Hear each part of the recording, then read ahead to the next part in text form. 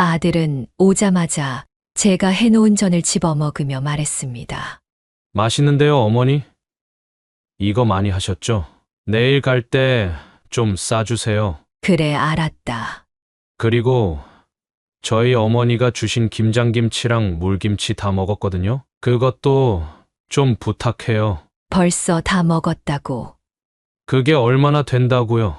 몇 번 먹으니까 없던데요. 이제 김장김치가 남은 게 없단다. 작년에 네 아버지랑 나랑 먹을 것 조금이랑 너희 줄 것 조금만 하다 보니 이제 남은 게 없어. 나랑 네 아버지 먹을 것도 이미 너랑 네 동생한테 다 줘버렸고. 어쩔 수 없네요. 그럼 이번에 김장할 때는 좀 많이 좀 해주세요. 돈은 저희가 조금 보태드릴게요. 혹시 김치 사 먹으면 안 되겠니? 네 아버지도 없고 너희가 도와주는 것도 아니고. 이제 나도 나이가 들어서 조금 힘들구나. 내가 주변 사람들한테도 물어보니 요즘 많이들 사 먹는다고 하고. 안 돼요, 어머니.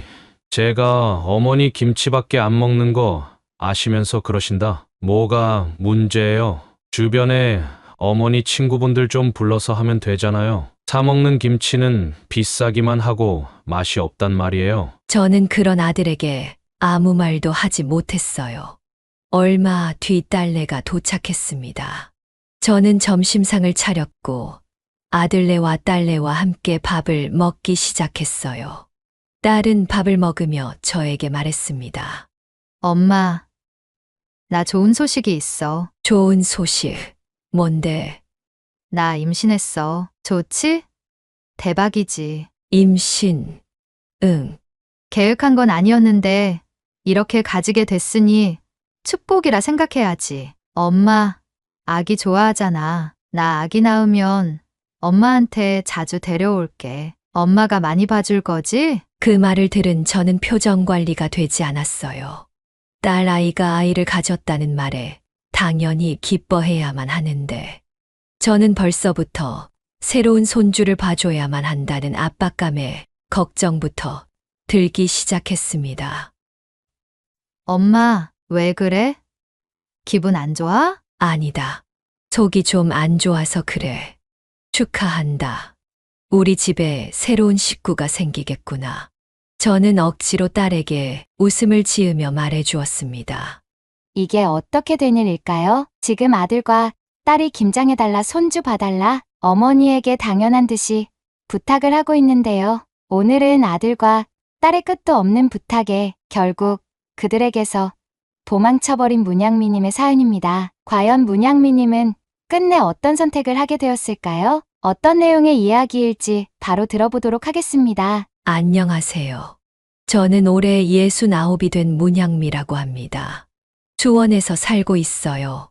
제가 오늘 여러분께 들려드릴 저희 사연은 저와 제 자식들에 관한 이야기입니다. 사실은 제 이야기를 여러분께 말씀드리는 게 조금은 부끄럽기도 합니다.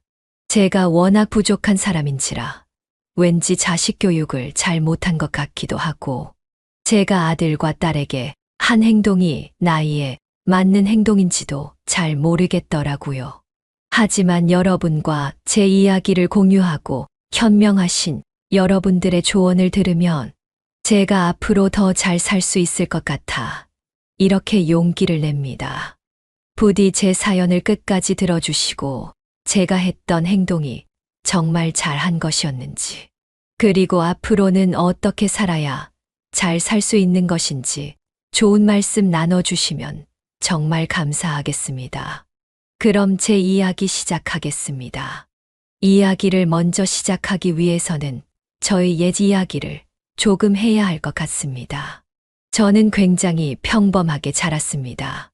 그렇게 부유한 집안도 아니고 그렇다고 매우 어려운 집안도 아니었죠. 공부도 그냥저냥 했고 운동을 잘 하지도 못했어요. 그래도 저는 이런저가 좋았습니다.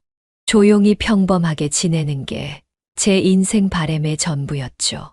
제 인생의 가장 큰 사건이라고 한다면 결혼과 출산이었을 거예요. 제 남편은 직장 동료였습니다.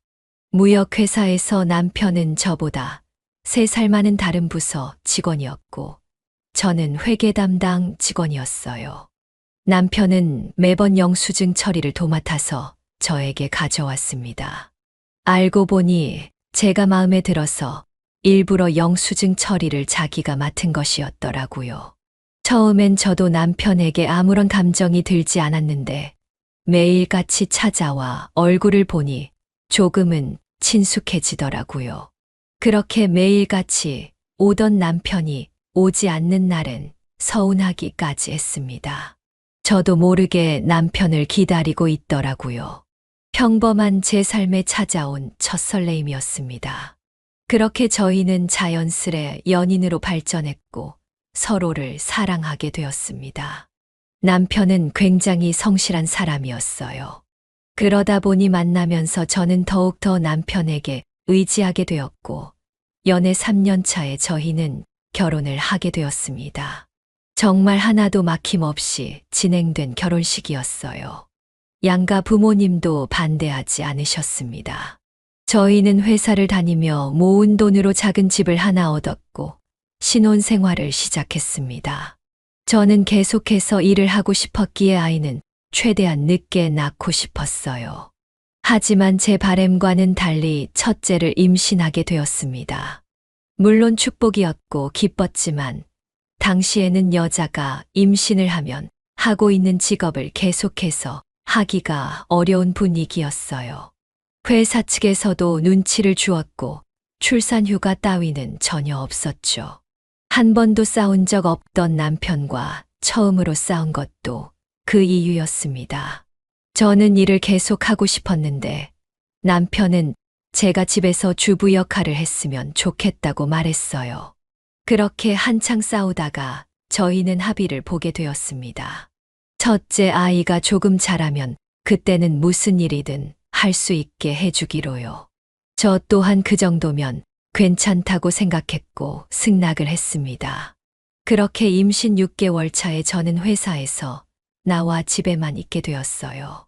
일을 하지 않으니 온몸이 쑤시더라고요. 그래서 저는 집에서 부업을 하기 시작했어요. 굉장히 간단한 부업들이었죠. 그거라도 안 하면 삶이 너무 지루했습니다. 하지만 남편은 집에서 부업을 하는 제가 보기 싫었나 봐요. 자기가 고생시키는 것 같다면서요. 저는 그렇게 생각하지 말라고 말했지만 남편은 계속해서 제가 일을 하지 않았으면 했죠. 그래서 저는 남편의 기분을 상하게 하지 않기 위해 하던 부업까지 그만두어야 했습니다. 그렇게 저는 첫째 아들을 출산했고 엄마가 되었어요. 엄마란 참 어렵더군요. 아기를 키우는 것이 이렇게 힘이 드는 건 줄은 정말 몰랐습니다. 하지만 제 나름대로 엄마로서 그리고 주부로서 최선을 다했어요. 남편은 집안일이 굉장히 서툰 사람이어서 제가 모든 집안일을 다 도맡아 해야 했고 아이를 돌보는 일까지 모두 제가 해야 했어요. 물론 남편도 최대한으로 도와주려고 했습니다만 여러분도 아시다시피 그냥 가만히 있는 게 더 도움이 되는 사람도 있더라고요. 남편은 또 밖에서 열심히 일을 해서 돈을 벌어다 주었으니까요. 그렇게 아이가 4살쯤이 되자 조금 엄마가 됐다는 게 익숙해지더라고요. 갓난아이였을 때보다 훨씬 저만의 시간도 많아졌고요. 그러다 보니 자연스레 생각도 많아지게 되었습니다. 다시 일을 하고 싶다는 생각이 들었어요. 동시에 제가 일을 한 지 오래되어 취업을 할 수 있을까 걱정도 되었고요. 그래서 더 늦기 전에 아이가 5살이 되면 남편에게 일을 하고 싶다 말할 예정이었죠. 하지만 세상은 제 마음대로 흘러가게 두지 않았습니다. 제가 또 임신을 하게 된 것이었어요. 피임기구를 사용했는데도 불구하고 임신이 되었으니 이건 누구를 탓할 수도 없는 것이었습니다. 그래서 저는 임신을 알았던 즐거워야만 했던 날에 혼자 화장실에서 울었습니다. 제 뱃속에 있는 아기에게 미안해서 최대한 조용하게 울었어요. 남편도 저에게 미안해했습니다. 제가 얼마나 밖에서 일을 하고 싶은지 알았거든요. 하지만 이왕 이렇게 된 거 어쩌겠습니까? 제 인생이 이렇다면 받아들이는 수밖에요. 그래서 저는 언젠가 제가 일을 할 수 있게 될 거라 생각하며 제 운명을 받아들이기로 했어요. 남편은 저에게 정말 고맙다고 말해 주었어요. 그렇게 저는 첫째 아들을 키우면서 집안일도 하며 시간을 보냈어요. 그리고 곧 둘째 딸을 출산하게 되었습니다. 처음 할 때보다는 익숙했지만 그래도 너무 바쁘더라고요. 첫째 아이를 어린이집에 보내고 둘째 아이를 하루 종일 집에서 봐야 했습니다. 하루가 모자랄 지경이었어요. 매일 청소에 빨래에 설거지를 하는 게 저의 일상이었습니다. 집은 아무리 치우고 치워도 끝이 없었고 빨래는 해도 언제 했냐는 듯 산더미처럼 쌓여 있었어요. 정말 아이를 키우는 다른 부모님들이 존경스럽더군요. 아마 저에겐 조금 벅찼던 것 같아요. 그렇지만 저를 보며 해맑게 웃고 있는 아이들을 보는 것이 저의 유일한 낙이었습니다. 언제 힘들었냐는 듯 다시 힘이 나기 시작했죠. 정말 열심히 살았습니다. 그렇게 아이들은 쑥쑥 자랐고 어느새 학교에 들어갔습니다. 한 명을 중학교에 보내면 한 명은 초등학교에 보내야 했고 한 명을 고등학교에 보내면 또 한 명은 중학교에 보내야 했어요. 그러다 보니 일을 하고 싶다는 저의 작은 꿈은 조금씩 잊혀지고 있었죠. 이렇게 사는 삶이 저에겐 당연하게 되었습니다. 더 이상 남편에게 일을 하고 싶다고 말하지도 않았어요. 그렇게 아이들은 어느새 성인이 되었습니다. 아들은 군대를 다녀와서 대학을 졸업하고 취업을 했고, 딸도 마찬가지로 대학을 졸업한 뒤 취업을 했습니다. 애들을 출가시키고 나니 그제서야 조금 여유로워진 듯 했어요. 어느 날 거울을 보니 고왔던 저의 얼굴은 온데간데 없고 많이 나이가 들어있더군요. 여유로운 저만의 시간을 가진 것은 좋았지만 조금은 허무하기도 하더군요. 세월이 원망스러웠어요. 그래도 견딜 수 있었던 건 아마 남편 덕분이었을 겁니다. 남편은 좀 빠르게 퇴직을 했어요. 회사 사정이 어려워져서 희망퇴직자를 받았거든요. 남편은 그 리스트에 올라 어차피 그만두어야 할 거 자기가 그만두겠다며 30년 다닌 회사를 나오게 되었어요. 남편은 초반에 굉장히 혼란스러워 했습니다. 매일 출근하던 버릇이 있으니 집안에 가만히 있는 게 굉장히 힘들었겠죠. 저는 그런 남편과 뭐라도 하려고 굉장히 노력했습니다.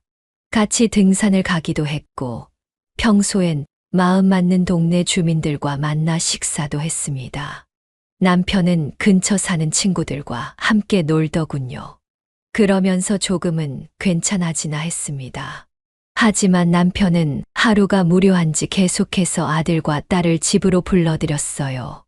아들과 딸은 저희와 사이가 매우 좋았기 때문에 오히려 좋아했습니다.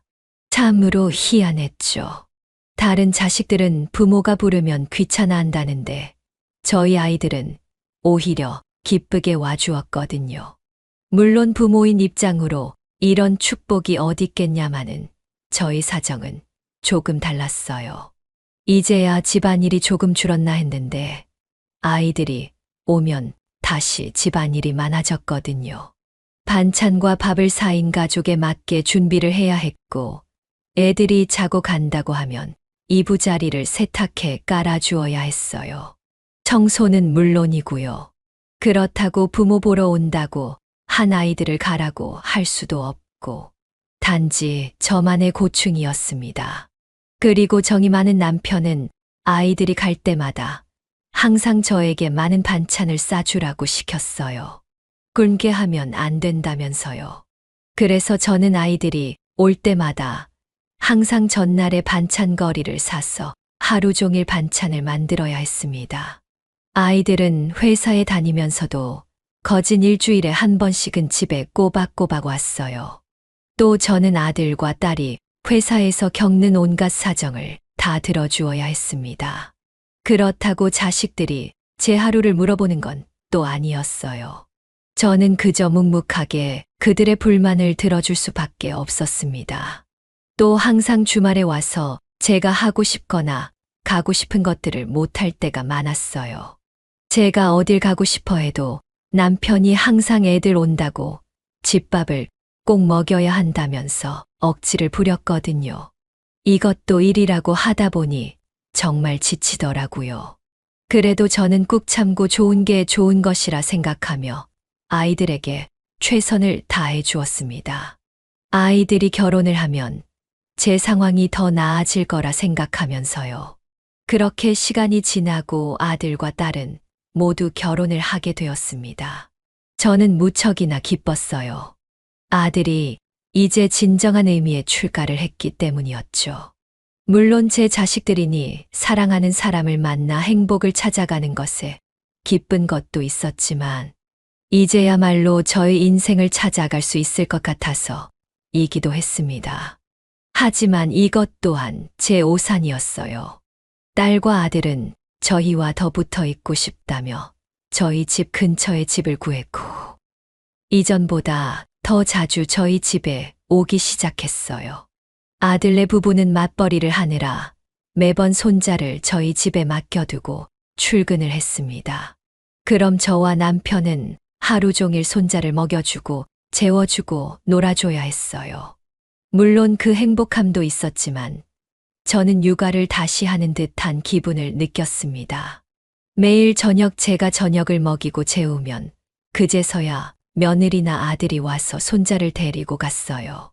그럴 때마다 저는 이상한 기분이 들었어요. 매번 일은 내가 다 하는데 아들과 며느리는 그걸 알아줄까라는 생각도 들었고요. 왜냐하면 너무 당연한 듯이 아이를 맡겼다가 데리고 갔거든요. 그러면서 용돈이라고 매달 30만 원씩 주었어요. 마음 같아선 그 돈을 받지 않고 싶었습니다. 손자를 돌볼 때 남편은 역시나 저를 도와주지 않았어요. 도와주지 않았다기보다는 10분 정도만 놀아주다 지쳐 도망갔다고 하는 게 더 정확하겠네요. 역시나 육아를 제대로 해본 적이 없는 남편이기에 고된 일은 제가 다 해야만 했습니다. 손자를 돌보면서 집안일은 집안일대로 해야 했죠. 딸내는 아직 자식이 없어 저에게 손주를 맡기거나 하지는 않았지만 매번 저희 집에 와서 저녁을 먹고 가거나 주말에 먹을 반찬을 받아갔습니다. 딸은 매번 전화 한 통 없이 문자로 몇 시에 갈 테니 반찬 준비해줘라고만 보냈습니다. 저는 제가 정말 급식조리사가 된 것 마냥 매번 아이들이 좋아하는 반찬들을 이것저것 생각해서 만들어 놔야만 했어요. 반찬 개수가 적거나 변변치 않으면 딸은 항상 불만을 얘기했죠. 엄마 남편은 젓갈 좋아한다니깐. 엄마 젓갈 양념해서 무치는 거 잘하잖아. 다 풀떼기만 주면 우린 뭐랑 먹으라고. 다음번엔 창란젓으로 좀 해줘. 매번 하는 오징어젓 말고. 저는 그럴 때면 딸한테 뭐라고 한 소리라도 하고 싶었지만 이렇게 찾아와 주는 게 어디냐며 스스로를 다독였어요. 제가 생각해도 그때의 저는 참으로 답답했습니다. 왜 그렇게 참아야만 했는지 말이에요. 제 노후의 삶은 형태만 다를 뿐 이전과 다를 바가 없었습니다. 오히려 며느리와 사위라는 식구가 늘어나 제가 준비해야 하는 것들이 더 많았죠. 그렇게 시간이 지나면서 저는 점점 아들과 딸내의 부탁에 부담감을 느끼기 시작했어요. 몸은 점점 힘들어졌고 정신적으로도 굉장히 예민해졌어요. 그렇다고 거절하기에는 아이들이 너무나 서운해할 것 같았습니다. 제 일상은 언제쯤 찾을 수 있는 건지 매번 잠시 식탁에 앉아서 쉴 때 한숨을 내쉬며 생각에 잠겼습니다. 그러던 어느 날이었어요. 저희 집에 굉장히 안 좋은 일이 발생하게 되었습니다. 바로 남편이 사고를 당한 것이었죠. 친구들과 밤늦게까지 술 먹고 집으로 오다가 차에 치이는 변을 당한 것이었어요. 남편이 무단횡단을 하다가 사고를 당한 것이어서 남편의 잘못이 더 컸죠. 남편은 차에 치이자마자 혼수 상태에 빠졌고 병원으로 옮겼지만 바로 세상을 떠나게 되었습니다. 워낙 급작스런 일이라 저희 가족은 모두 매우 큰 충격에 빠지게 되었어요. 마음의 준비를 하지도 못한 채로 저희는 그 사람을 보내줘야 했습니다. 정말 6개월 동안은 넋을 놓고 살았던 것 같아요. 내가 뭘 하는지도 모른 채 숨만 쉬며 살았습니다. 건강도 급속도로 나빠지는 것 같았어요. 아들과 딸은 제가 걱정이 되었는지 더 자주 집에 찾아왔습니다. 그때는 제 눈치를 보는지 이전처럼 부담스러운 부탁은 하지 않더군요. 남편이 세상을 떠나고 혼자 지내게 되면서 저희 삶은 점점 더 단촐해지기 시작했습니다.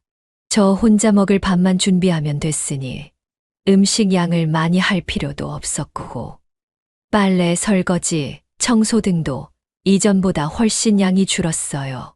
시간이 지나고 마음이 괜찮아지고 나니 혼자 지내는 삶도 나름대로 괜찮았습니다. 혼자 있는 것이 이렇게 편한 것인 줄은 이전에는 몰랐죠. 결혼하기 전에도 가족과 함께 살았으니 저 혼자 집에서 지내는 건 정말 처음이었거든요. 그래서 저는 제 삶을 나름대로 즐기고 있었습니다. 집안일을 하지 않아도 되니 남는 시간에 이전에 제가 읽고 싶었던 책들도 많이 사서 읽고 보고 싶은 드라마들도 실컷 보았습니다. 그리고 주말엔 친한 이웃 주민분들과 만나 밥도 먹고 산책도 하고 가끔 등산도 가기 시작했어요. 그러다 보니 제 삶은 점점 좋은 방향으로 가고 있었습니다. 누가 보면 너무 궁상맞다고도 할 수 있겠지만 저는 꽉 차 있는 삶보다는 지금처럼 여유롭고 조금은 빈 듯한 삶이 더 좋았어요. 하지만 이렇게 제가 점점 괜찮아지는 모습을 보이자 아이들은 다시 제 집에 찾아오기 시작했어요. 저는 혼자가 편하다며 아이들에게 이야기했지만 아이들은 어떻게 저를 혼자 둘 수 있겠냐며 저희 집에 조금씩 드나들기 시작했어요. 그리고 이전에 했던 부담스러운 부탁을 다시 하기 시작했습니다. 거절하려고 해도 저를 걱정하는 표정으로 그리고 글썽거리는 표정으로 저를 보며 부탁하면 도저히 거절할 수가 없더라고요. 이런 제가 저도 답답할 정도였어요. 저는 어쩔 수 없이 이전의 관성대로 아이들의 부탁을 들어주기 시작했습니다. 그런 시간들이 계속되다 보니 아이들의 부탁은 당연한 것이 되어버렸고 저에게 고마워하는 기색조차 보이지 않았어요. 그렇게 시간은 흐르고 추석날이 되었어요. 저는 아이들에게 집에 오지 않아도 되니 아들 집에겐 외가를, 딸 집에는 친가를 가라고 부탁했습니다. 하지만 아이들은 어떻게 그럴 수 있냐며 저희 집부터 찾아오겠다고 했어요. 저는 아들네와 딸네를 위해 추석 음식을 준비해야 했습니다. 아이들이 집에 갈 때 싸줄 것을 생각하면 많은 양을 해야 했죠. 남편 없이 장을 보고 음식을 해야 해서 꽤나 고생을 했습니다. 아들은 오자마자 제가 해놓은 전을 집어먹으며 말했습니다. 맛있는데요, 어머니? 이거 많이 하셨죠? 내일 갈 때 좀 싸주세요. 그래, 알았다. 그리고 저희 어머니가 주신 김장김치랑 물김치 다 먹었거든요. 그것도 좀 부탁해요. 벌써 다 먹었다고. 그게 얼마나 된다고요? 몇 번 먹으니까 없던데요. 이제 김장김치가 남은 게 없단다. 작년에 네 아버지랑 나랑 먹을 것 조금이랑 너희 줄 것 조금만 하다 보니 이제 남은 게 없어. 나랑 네 아버지 먹을 것도 이미 너랑 네 동생한테 다 줘버렸고. 어쩔 수 없네요. 그럼 이번에 김장할 때는 좀 많이 좀 해주세요. 돈은 저희가 조금 보태드릴게요. 혹시 김치 사 먹으면 안 되겠니? 네 아버지도 없고 너희가 도와주는 것도 아니고. 이제 나도 나이가 들어서 조금 힘들구나. 내가 주변 사람들한테도 물어보니 요즘 많이들 사 먹는다고 하고. 안 돼요, 어머니. 제가 어머니 김치밖에 안 먹는 거 아시면서 그러신다. 뭐가 문제예요? 주변에 어머니 친구분들 좀 불러서 하면 되잖아요. 사 먹는 김치는 비싸기만 하고 맛이 없단 말이에요. 저는 그런 아들에게 아무 말도 하지 못했어요. 얼마 뒤 딸내가 도착했습니다. 저는 점심상을 차렸고 아들네와 딸내와 함께 밥을 먹기 시작했어요. 딸은 밥을 먹으며 저에게 말했습니다. 엄마, 나 좋은 소식이 있어. 좋은 소식. 뭔데? 나 임신했어. 좋지? 대박이지. 임신. 응. 계획한 건 아니었는데 이렇게 가지게 됐으니 축복이라 생각해야지. 엄마, 아기 좋아하잖아. 나 아기 낳으면 엄마한테 자주 데려올게. 엄마가 많이 봐줄 거지? 그 말을 들은 저는 표정 관리가 되지 않았어요. 딸 아이가 아이를 가졌다는 말에 당연히 기뻐해야만 하는데 저는 벌써부터 새로운 손주를 봐줘야만 한다는 압박감에 걱정부터 들기 시작했습니다. 엄마, 왜 그래? 기분 안 좋아? 아니다. 속이 좀 안 좋아서 그래. 축하한다. 우리 집에 새로운 식구가 생기겠구나. 저는 억지로 딸에게 웃음을 지으며 말해 주었습니다. 그렇게 아이들은 2일 동안 저희 집에서 먹고 쉬면서 집에 갈 때는 저희 집에 있는 거의 모든 걸 가져갔습니다. 이거 가져가도 되냐, 저거 가져가도 되냐라고 묻고는 제 대답은 듣지도 않고 자기들이 챙기더라고요. 저는 망연자실했습니다. 아이들이 가고 혼자 남은 집에 덩그러니 있다 보니 정말 허무하고 외롭더라고요. 몸과 마음은 지칠 대로 지쳐 있었습니다. 그렇게 저는 언제 다시 올지 모르는 아들과 딸 걱정을 하면서 잠에 들었습니다. 잠에서 일어나니 저녁 무렵이더군요. 창 밖으로 지는 해가 보였습니다. 저는 그 해를 보며 마치 저를 보는 듯 했습니다. 제 인생도 거의 저만큼 지고 있는 듯 했어요. 그 뜻은 남은 날들이 얼마 남지 않았다는 것이었죠. 갑자기 제 마음 속에서 무언가가 꿈틀했어요. 회의감에 가득 차 있던 저에게 반항심과 열정이 차오르기 시작했습니다. 더 이상 이렇게 식모처럼 아이들의 부탁을 들어주다 세상을 떠날 수는 없었습니다. 저는 이렇게 살면 안 되겠다는 생각이 들었고, 당장 여기서부터 벗어나야겠다고 생각했어요. 하지만 어떻게 벗어나야만 하는지 모르겠더라고요. 그래서 저는 밤새 저희 머리를 싸매며 어떻게 하면 자식들과의 관계를 크게 해치지 않는 선에서 자연스레 멀어질 수 있을까 고민에 고민을 더했습니다. 그렇게 생각한 것이 아들네와 딸들이 저희 집에 왔을 때 불편하면 오지 않을 거라는 것이었어요. 그럼 어떻게 해야 아들과 딸이 우리 집에 왔을 때 불편할까를 생각해 보니 익숙하지 않고 있으면 불편한 공간으로 만들면 되는 것이었습니다. 저는 무릎을 탁하고 쳤어요. 왜 지금까지 이런 생각을 하지 못했는지. 저는 저를 원망했습니다. 그래서 저는 이곳 서울에서 떠나기로 했어요. 이사를 가기로 마음을 먹은 것이죠. 워낙 서울에 산 지 오래되었기 때문에 어디로 가야 할까 고민을 하다 역시나 사람은 마지막에 고향으로 가고 싶은 법이더라고요. 제 부모님과 저희 고향이었던 수원으로 돌아가기로 했어요. 그래서 저는 아들과 딸에게 말하지 않고 조용히 계획을 실행하기 시작했습니다. 저 혼자 지내기에는 알맞은 하지만 아이들 가족이 왔을 땐 불편한 평수의 집을 알아보기 시작했어요. 수원에 살고 있는 제 형제들의 도움을 조금 받았습니다. 그리고 저는 바로 부동산에 가서 제 집을 내놓았어요. 집을 보러 오는 사람들이 얼른 우리 집을 살 수 있게 싼 값에 내놓음과 동시에 집 대청소를 했습니다. 이 모든 걸 아이들에게 들켜선 안 되었어요. 만약 아들과 딸이 알게 된다면 극구 반대할 것이었고 억지로 제가 가는 것을 막을지도 모르기 때문이었습니다. 하지만 집은 그렇게 빨리 나가지 않더라고요. 사람들은 몇 번 보러 왔지만 다들 구경만 하고 돌아갔어요. 그래서 저는 가격을 더 내렸습니다. 그렇게 시간이 지나던 와중 아들과 딸은 저에게 부탁을 하기 위해 전화를 했어요. 저는 이 상황을 들킬 수도 있을 거라 생각해 아들과 딸에게 거짓말을 하기 시작했습니다. 어머니, 내일 승훈이 맡기러 갈게요. 이제 저랑 와이프가 좀 바빠질 것 같아서. 이제부터 저희 퇴근할 때까지 애들 좀 봐주셔야 할 것 같아요. 이걸 어쩌니? 미리 말하지 그랬어. 내가 내일부터 아줌마들이랑 일주일간 여행을 가기로 해버렸지 뭐니. 뭐라고요? 왜 미리 말씀 안 해주셨어요? 저번에 만났을 땐 그런 얘기 없으셨잖아요. 갑자기 잡힌 거라 어쩔 수가 없었단다.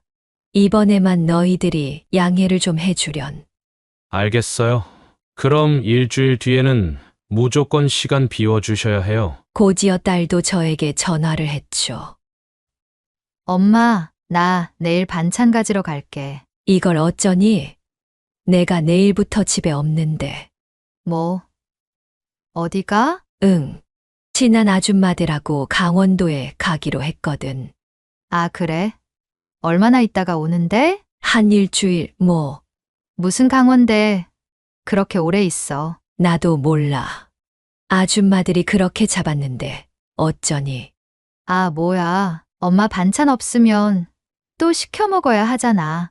또 돈 써야 하네. 오면 반찬 좀 부탁해. 그래 알겠다. 그렇게 저는 일주일이라는 시간을 벌었습니다.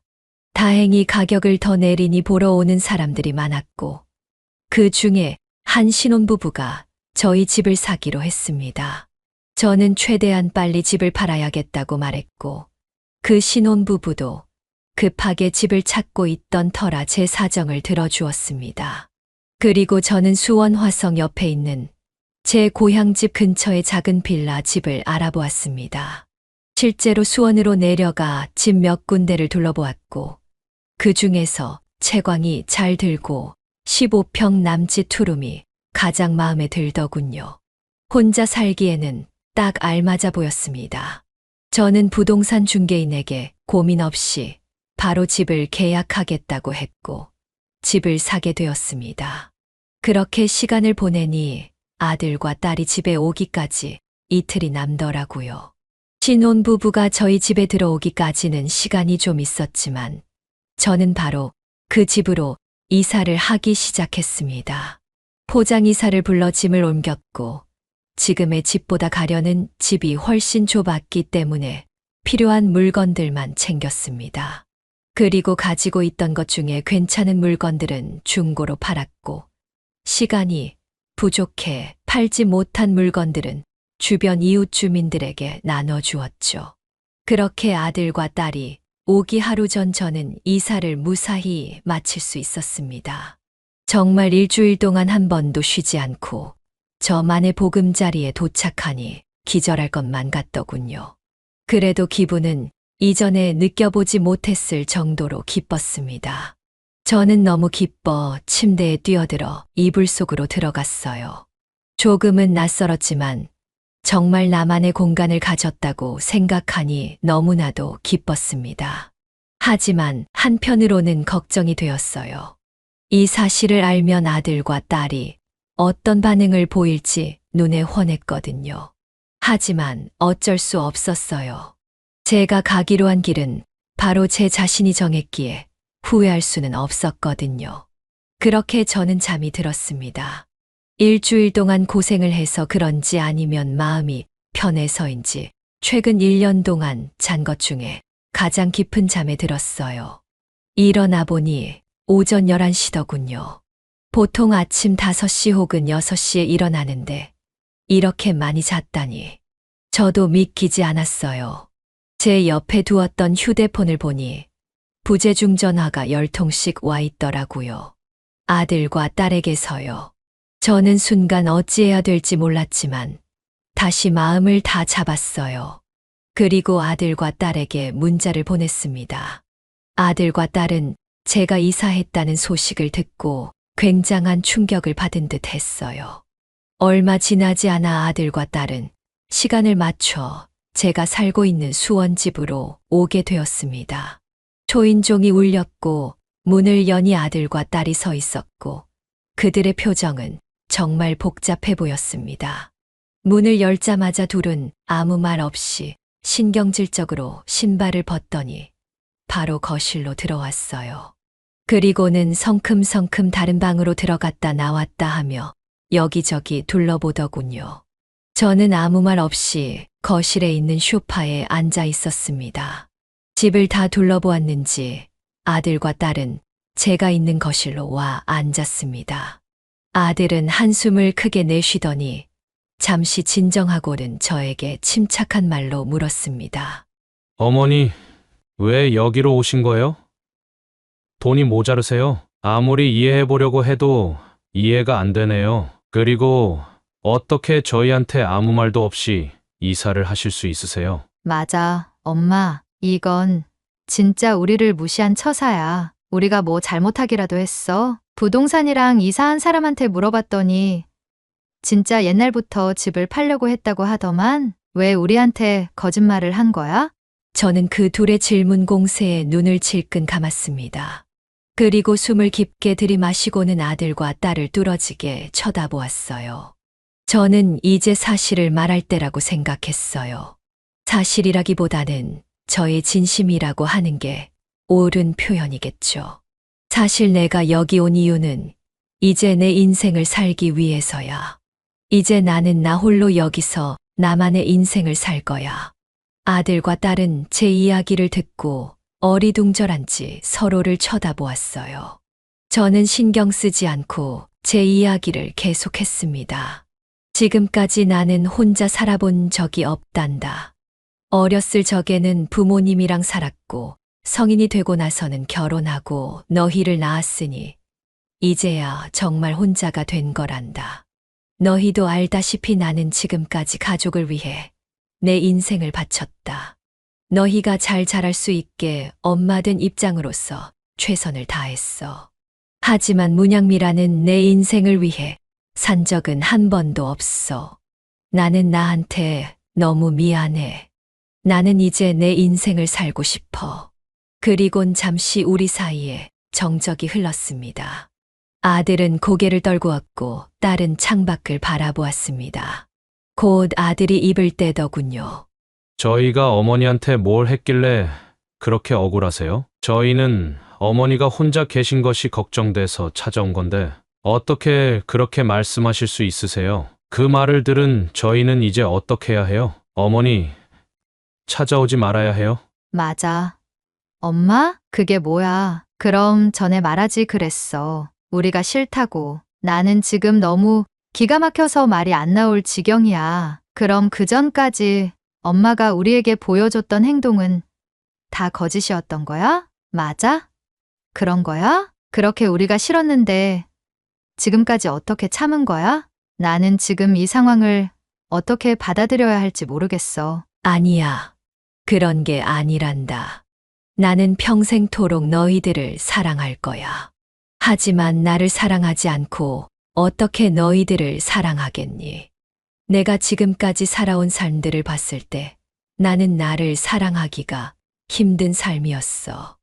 나도 이제 나를 아껴주고 존중해주고 싶어. 너희들과는 관계없는 것이란다. 그런데 왜 저희에게 거짓말을 하고 이사를 하셨어요? 말이 안 되잖아요.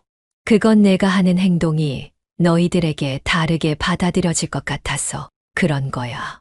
이렇게라도 하지 않았으면 너희들은 나를 계속해서 서울에 있게 했겠지. 그리고는 내가 수원으로 이사 오는 것을 극구 반대했을 거야. 아니니? 나는 그렇다고 생각한단다. 내 마음을 알아다오. 나는 정말 나를 위해 그리고 너희를 위해 이곳으로 온 거야. 너희도 이제 나를 신경 쓰지 말고 너희의 삶을 살 거라. 그게 올바른 부모와 자식의 삶인 거야. 어떤 자식이든 부모의 곁을 떠나면 독립된 삶을 살게 되는 것이고 부모도 자식을 떠나보내고는 어느 집착도 가지지 않아야 하는 거란다. 근데 나는 지금까지 너희에게 나도 모르게 집착을 하고 있었던 것 같아. 너희가 나에게 부탁을 하고 계속 찾아오는 게 나를 위한 행동이라고 느낄 만큼 말이야.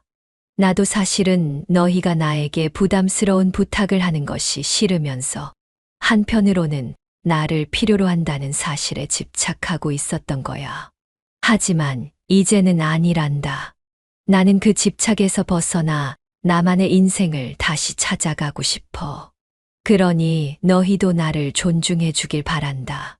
그리고는 다시 저희 사이에 약간의 긴장감이 맴돌았어요. 아들과 딸은 나름대로 생각하는 듯 보였습니다. 하지만 곧 아들은 화가 나고 받아들이기 힘든지 벌떡 일어서서 밖으로 나갔어요. 딸은 잠시 고민을 하다가 저에게 한마디를 하고는 아들을 따라갔죠.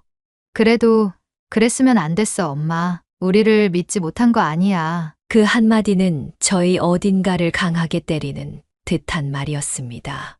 맞는 말이었어요. 제가 그 전에 아들과 딸에게 이런 점에 대해 이야기를 했다면 이렇게까지는 되지 않을 거라는 후회가 들더군요. 다 저의 잘못이었어요. 저는 아들과 딸이 느낄 배신감에 대해 충분히 이해하고 있었습니다. 다 제가 부족한 탓이라는 것도 알고 있었죠. 하지만 부족하기에 인간이지 않겠어요? 지금 당장 저는 제가 가장 중요하고 소중했습니다. 누구에게나 억울한 면이 있듯 저는 제가 살기 위해 저를 보호할 수밖에는 없었어요. 아무리 아들과 딸이 저를 미워한다고 해도요. 이제는 되돌릴 수 없기도 했고요. 저는 아들과 딸이 나간 뒤 아무 생각 없이 집안 정리를 했습니다. 더 이상 생각에 잠기면 너무나 우울해지고 부정적인 생각만 할 것 같았거든요. 저는 남은 설거지를 했습니다. 아무 생각을 가지지 않으려고 했는데도 불구하고 여러 가지 생각이 제 머릿속을 맴돌더군요. 고개를 저어봐도 물을 세게 틀어봐도 그 생각들은 없어지지 않았습니다. 이내 제 눈에는 눈물방울이 맺혔고 저는 설거지를 하다 오열을 하게 되었어요. 생각해보니 모두 제 잘못이었거든요. 아들과 딸이 저를 편하게 생각하고 부탁하게 만든 부모의 잘못이었어요. 그렇게 하니 제 자신이 무너질 것 같더군요. 그래도 저는 저를 지켜야만 했습니다. 최대한 마음 편하게 생각하려고 했어요. 이렇게 된 거 어떻게 할 수 있겠어. 언젠가 자식들도 내 마음을 알아주겠지. 시간보다 더 좋은 약은 없어. 등의 여러 생각들을 하며 제 스스로를 위로했습니다.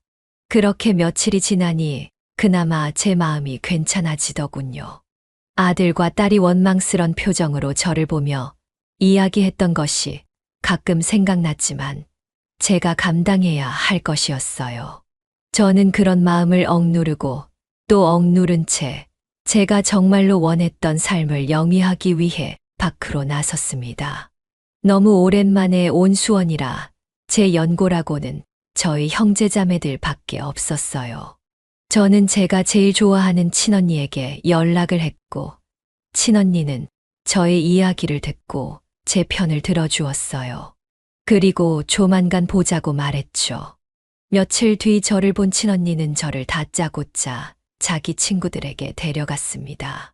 저보다 연배가 몇 살은 많은 언니들이었어요.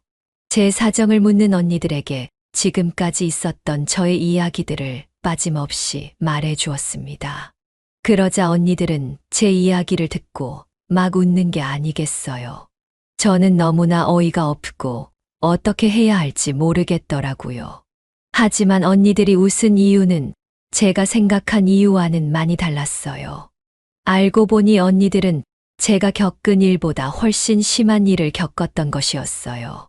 한 언니는 자식들과 아예 인연을 끊은 사람도 있었고, 한 사람은 자식을 먼저 잃은 사람도 있었어요. 그것에 비하면 제가 겪은 이야기는 그들이 듣기에 우스울 수밖에 없었던 것이었어요. 하지만 그들이 웃은 건 제 이야기가 우스워서 웃은 게 아닌 저를 위로해 주기 위해서였어요. 한참 웃은 뒤에 저에게 별거 아니라고 말해 주더군요. 저와 자식들은 다시 화해할 수밖에 없다면서요. 지금은 심각하게 받아들이겠지만 자식들은 언제가 부모를 이해할 수밖에 없을 거라면서요. 저는 그때 그 말이 무슨 말인지 이해할 수 없었습니다. 그저 저와 자식들의 상황을 잘 모르니까 하는 소리라고 생각했어요. 하지만 시간이 지나고 보니 그 언니들의 말이 맞더라고요. 결국 제 아들과 딸은 저를 다시 찾아왔거든요. 하지만 그건 시간이 꽤 흐른 뒤였어요. 저는 친언니와 언니의 친구들에게 제가 이제 어떻게 살아야 하는지 물었습니다. 그들은 잠시의 생각도 하지 않은 채 저에게 말해 주었어요. 하고 싶은 걸 하라고. 그 말은 저에게 꽤 위로가 되더군요. 그렇게 살다 보면 언젠가 지금 심각하다고 생각했던 것은 별거 아니라는 거였다고 깨닫는 날이 올 거라고요. 지금 가지고 있는 부정적인 상황에 대한 안 좋은 생각을 버리고 그냥 제가 하고 싶고 할 수 있는 일을 하라고요. 그래서 저는 그들의 말을 믿고 집에 와서 제가 좋아하는 일이 뭐고 할 수 있는 일이 뭔지 생각해 보았습니다. 어렵더라고요. 그저 아들과 딸에게서 벗어나고 싶은 마음에 이곳에 왔는데 뭘 할지는 생각을 하지 못했었거든요. 그래서 저는 집에서 치열하게 고민했습니다. 앞으로의 제 인생이 달린 일이었으니까요. 그렇게 생각하다 보니 앞에서 말씀드렸다시피 제가 원했던 건 정말 평범한 삶이었어요. 그러다 보니 저는 제가 의지할 수 있는 친구들과 함께 뭐든 같이 하는 것을 좋아하는 사람이라는 것을 알게 되었습니다. 그래서 저는 그때부터 친언니와 친언니, 친구들을 쫓아다니기 시작했어요. 그들은 정말 자유롭게 살았어요. 남편과 자식을 존중하고 그들을 사랑하지만 자신이 좋아하는 일들을 하는 사람들이었습니다. 그들은 언제는 모여서 이야기를 하며 하루를 보내기도 하고 저 멀리 맛있는 집이 있다고 들으면 그곳에 찾아가기도 하고 십시일반 돈을 모아서 가고 싶은 해외로 여행을 가기도 했습니다. 그리고 주말에는 어려운 사람들을 위해 봉사활동도 가고 어떤 분들은 종교활동을 하기도 했어요. 종교도 자유로웠어요. 어떤 분은 교회에 가기도 했고 어떤 분은 절에 가기도 했습니다. 저는 그 분들을 따라 두 곳 다 가보았어요. 결론적으로 말씀드리자면 두 곳 모두 저에게는 최고로 만족스러웠습니다. 좋은 말과 좋은 생각을 하게 만들어 주었으니까요. 저를 반성하게 되고 더 좋은 사람으로 살아갈 수 있게 방향을 제시해 주었어요. 그렇게 살다 보니 6개월이라는 시간이 지났습니다. 어느새 저에겐 부정적인 생각보다는 긍정적인 생각으로 가득 찼어요. 모두 제 주변에 있는 사람들 덕분이었죠. 그러다 보니 제 아들과 딸이 생각나더군요. 저는 먼저 연락을 할 수 있었지만 조금 기다렸어요.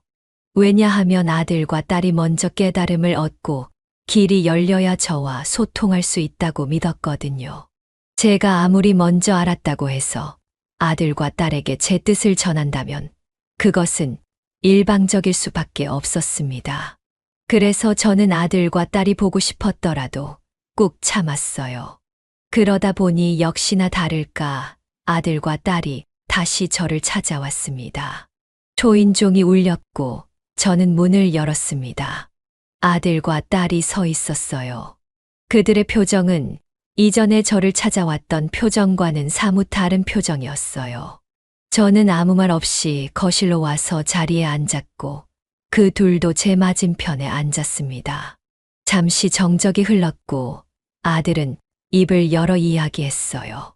어머니, 그동안 많이 생각해봤어요. 어머니가 왜 이렇게 저희에게서 벗어나려고 하셨는지를 말이에요. 처음에는 솔직히 억울하고 어머니가 밉기도 했어요. 저희는 저희 나름대로 어머니를 위해 했던 행동이었으니까요. 하지만 그게 잘못된 것이었다는 걸 이제는 알 것 같아요. 저희는 너무 어머니를 쉽게 생각하고 당연하다고 생각했던 것 같아요. 그냥 저희 편한 대로 저희가 하는 행동을 어머니가 모두 좋아할 것이라 생각한 거예요. 맞아.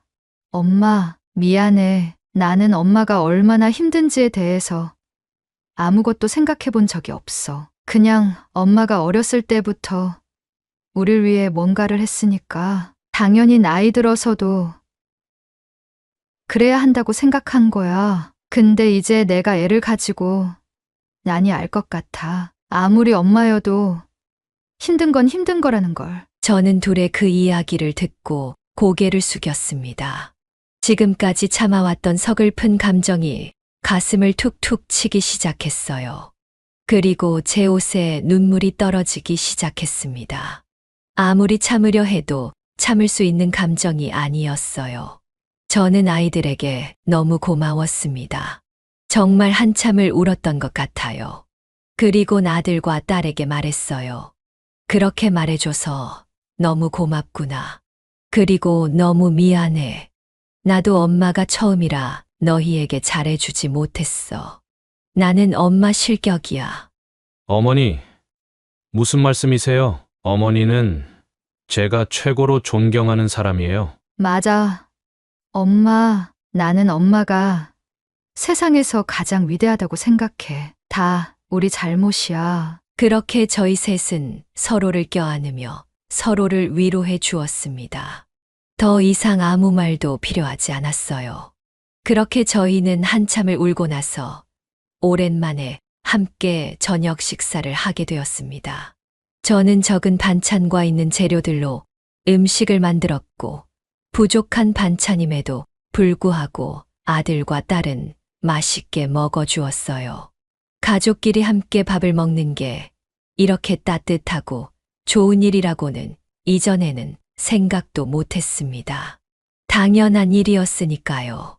하지만 이렇게 오래 떨어져 있다가 함께 먹으니 그 의미가 새삼 새롭게 다가오더라고요. 익숙한 것이 가장 소중한 것이란 걸 저희 셋은 함께 깨달았습니다. 그렇게 아들과 딸은 집으로 돌아갔고 그날 밤 저는 누군가에게 기도를 했습니다. 제가 지금까지 힘들었던 것이 바로 이 순간을 위해 그리고 깨달음을 위해 존재했다는 것을 알았거든요. 그러니까 이전에는 없었던 이상한 믿음이 생기더라고요. 그래서 저는 이 세상을 관장하고 있는 누군가를 위해 기도를 올린 것이었습니다. 종교를 떠나서요. 그 이후로 저와 아들과 딸의 사이는 더 단단해졌습니다. 서로를 존중했고 서로가 싫어할 일은 일체 하지 않았고 좋아할 일만 함께 했습니다. 그리고 서로 오해가 쌓이기 전에 서로에 대해 할 말을 바로바로 꺼냈고 그러다 보니 깊게 서로를 오해하거나 싫어할 일은 생기지 않았어요. 저는 이전과 같이 친언니와 친언니, 친구들과 함께 운동도 하고 새로운 교육도 듣고 여행도 떠나면서 제 인생을 즐겼습니다. 그러다 보니 떨어진 저의 자존감도 많이 회복되었고 아들과 딸을 위해서 뭐든지 해줄 수 있을 거란 기분이 들었어요. 아들과 며느리는 맞벌이를 하면서 손주를 외국인 강사를 고용해 맡겼고 김치는 제 말대로 사 먹었어요. 제사도 따로 지내지 않았습니다. 제삿날에는 서로 모여 맛있는 것을 먹고 서로 그리워하는 사람에게 따로 기도를 하는 정도였어요. 딸도 마찬가지였습니다. 딸은 갓난아기를 키우느라 회사에 긴 휴가를 내었고 저는 딸을 위해 자주 집에 방문해 아이를 봐주었어요. 딸에게 어떻게 아이를 키워야 하는지도 잘 알려주었죠. 옛날에는 육아라면 정말 쳐다도 보기 싫었는데 요즘엔 제가 손주를 보고 싶어 안달입니다. 마음이 달라지니 정말 행동도 달라지더라고요. 이제 저희 가족은 서로에 대한 잘못된 행동을 바로잡고 서로를 용서해 주었습니다. 이게 모두 서로에 대한 익숙함과 솔직하지 못했던 것으로부터 일어난 일이었어요. 지금이라도 깨달아서 다행이라고 생각할 만큼 힘든 나날이었습니다. 지금 저는 저만의 삶을 위해 많은 것을 하고 있습니다. 그리고 그 삶 안에는 아들과 딸의 삶도 포함되어 있어요. 이제 남이 부탁해서가 아닌 저희 의지로 아들이 보고 싶어서, 그리고 딸이 보고 싶어서 제가 먼저 그들에게 향하고 있습니다. 이제야 제대로 된 평범한 가족이 된 것 같아요. 다른 가족에게는 일어나기 힘든 사연일 수도 있겠지만, 저에게는 굉장히 특별하고도 힘든 일이었습니다. 하지만 이 일이 있어 빛나는 미래를 보며 남은 인생을 편안하게 보낼 수 있는 것 같습니다. 여러분도 저와 비슷한 사연이 있으신가요? 있으시다면 어떻게 현명하게 대처하셨나요? 그리고 지금은 어떻게 살고 있으신가요? 제 이야기는 여기서 마무리해야 할 것 같습니다. 여러분의 현명한 인생 조언을 기다리고 있겠습니다. 지금까지 제 이야기를 들어주셔서 정말 고맙습니다. 항상 행복하시고 건강하세요. 사랑합니다. 네, 오늘 이야기는 어떠셨나요?